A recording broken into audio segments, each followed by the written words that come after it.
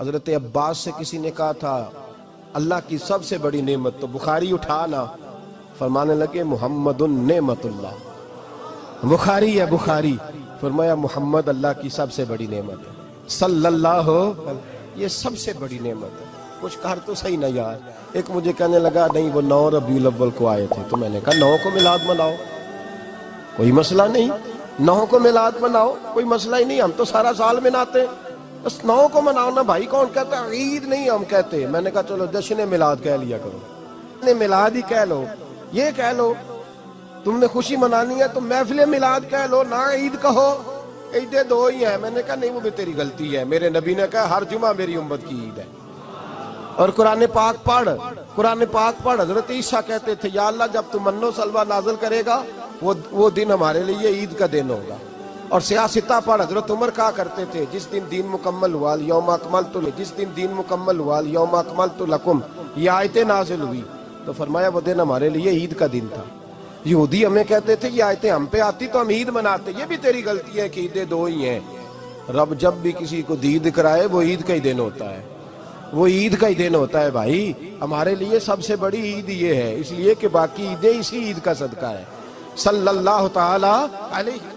تو عید میلاد النبی پہ اظہار مسرت کرنا، خوشی کا اظہار کرنا، خوشی کا اظہار کرنا، یہ تو ایمانی تقاضا ہے، یہ تو روح کا تقاضا ہے، یہ تو اندر اچھلتا ہے۔ شریعت جتنی ہمیں اجازت دیتی ہے اتنا ہم کرتے ہیں، اور کوئی میلاد کی محفل میں کوئی ایسا کام نہیں ہوتا جو شریعت سے ٹکراتا ہو۔ پہلے کیا ہوتا ہے؟ تلاوت، منع ہے قرآن پڑھنا۔ دوسرا کیا ہوتا ہے؟ اتنا درجہ ہے نعت کا، اب تو نہ نعت پڑھنے والے رہے نہ سننے والے رہے، دونوں میں ہی کمی ہے۔ اور میں اکثر کہتا ہوں نعت پڑھنا اتنا کمال نہیں جتنا سننا کمال ہے۔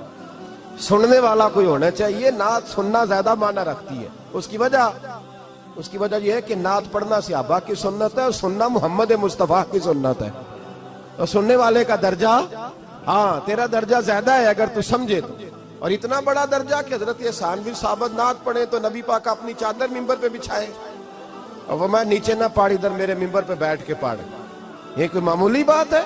رسول اللہ کی نعت سننا، بلغ العلا بے کمال ہی کشف الدجا بے جمال ہی حسنت جمیع۔ شیخ سعدی کہتے ہیں 3 فقرے لکھے تو چوتھا ہوتا ہی نہیں تھا، میں سو گیا، بڑا پریشان تھا کہ چوتھا فقرہ نہیں بن رہا۔ بلغ العلا بے کمال ہی کشف الدجا بے حسنت جمیع، چوتھا لکھا نہیں جاتا تھا، نیند آ گئی، میری آنکھ لگی تو محبوب کا دیدار ہوا۔ حضور نے فرمایا پریشان پڑے ہو؟ میں نے کہا محبوبہ 3 لکھے ہیں چوتھا بن ہی نہیں رہا۔ حضور نے فرمایا چل سنا نا مجھے، یہ چھوٹا نعت پڑھنا کوئی چھوٹا کام ہے؟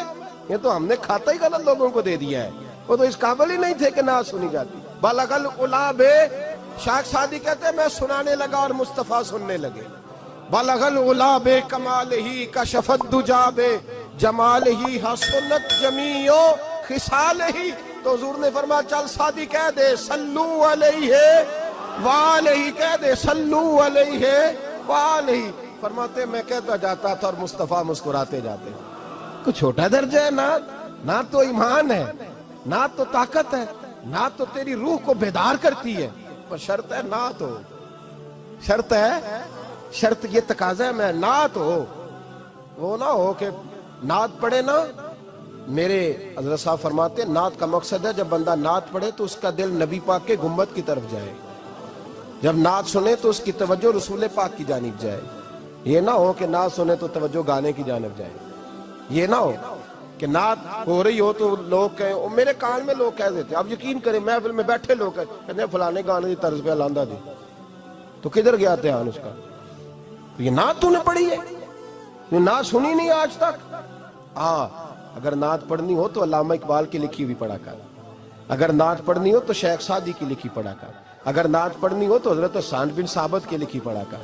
اور اگر تیرا دل کرے کہ نعت بھی ہو، جذبات بھی ہو، حسن بھی ہو، علم بھی ہو، عمل بھی ہو، قرآن بھی ہو، حدیث بھی ہو، تو پھر امام محمد رضا فاضل بریلوی کی پڑھا کر، پھر اعلیٰ حضرت کی پڑھا کر، تجھے پتا چلے چمک تجھ سے پاتے ہیں سب پانے والے، میرا دل بھی چمکا دے چمکانے والے۔ اعلیٰ حضرت کہنے لگے یا رسول اللہ میری سفارش نہ کرو، ڈر لگتا ہے، ڈر لگتا ہے، قیامت کی رات بڑی گہری ہے، سفارش نہ کرو اس طرح کرو میرا بازو پکڑو اور جنت تک پہنچا کے آؤ، میرا بازو پکڑو اور جنت تک. کہتے میں مجرم ہوں آقا مجھے ساتھ لے لو. سونیا نہ ڈر لگتا ہے. وہ بچہ کہتا ہے میں نے نہیں باہر جانا، اندھیری رات ہے.